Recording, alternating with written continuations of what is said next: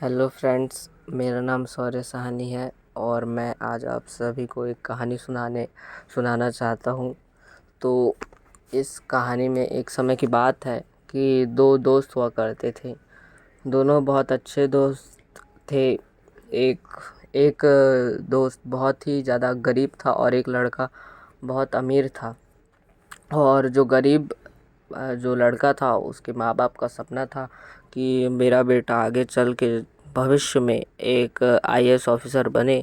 और जो जो अमीर बच्चा था उसके माँ बाप का कोई सपना नहीं था। वो चाहते थे कि मेरा बेटा जो बनना चाहता है वही बने, और उनका बेटा क्रिकेटर बनना चाहता था। और इन दोनों दोस्तों को बहुत शौक था क्रिकेट खेलने का।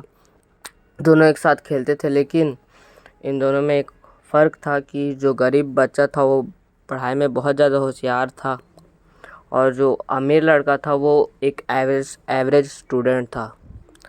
और धीरे धीरे उसका क्रिकेट में मन ज़्यादा लगते गया और उसका फोकस पढ़ाई से धीरे धीरे हटने लगा। और जब जब अपने दोस्त के साथ हर बार वो क्रिकेट खेलने जाता था, फिर अच्छा बॉलिंग करता था, जिसकी वजह से आत्मविश्वास आने लगा कि मैं क्रिकेटर बनूंगा। फिर उसके बाद लेकिन उसका पढ़ाई में भी हल्का हल्का फोकस था। लेकिन धीरे धीरे जब तक वो 10th में जाते गया, उसका 10 से 12 तक धीरे धीरे उसका फोकस पढ़ाई से हटने लगा। 9 तक वो हर क्लास में टॉप करता, फिर 10th में वो क्लास में थर्ड आया, फिर 11th में एवरेज स्टूडेंट हो गया। बस जब वो 12th में धीरे धीरे पहुंचा, तब वो अपने क्लास में फेल हो गया। फिर उसके मन में बुरे बुरे विचार आने लगे। वो सोच रहा था कि मैं अपने मम्मी पापा को कैसे बताऊंगा कि मैं फेल हो गया हूँ अपने क्लास में। तब उसके मन में एक विचार आया कि मैं आत्महत्या कर लेता हूँ। फिर उसके बाद वह जब ट्रेन के सामने आत्महत्या करने के लिए जा रहा था, तब उसके मन में एक विचार आया अचानक से कि अगर मैं आत्महत्या कर लूँगा तो मेरे मम्मी पापा का क्या होगा। तब जल्दी से वहाँ से गया और तब वह ये बात अपने पेरेंट्स को बताया कि मैं फ़ेल हो गया हूँ। तब उसके पेरेंट्स ने उससे कुछ नहीं कहा और कहा, बेटा तुम उम्मीद मत छोड़ना और अपने पढ़ाई में और ध्यान दो। लेकिन उसके पेरेंट्स ने कुछ नहीं कहा। तब उसने हार नहीं मानी और रोज़ 10 से 15 घंटे 18 घंटे रोज़ पढ़ाई करने लगा। और तब उसका इंटरव्यू का समय आया, आईएएस में उसका इंटरव्यू का समय आया।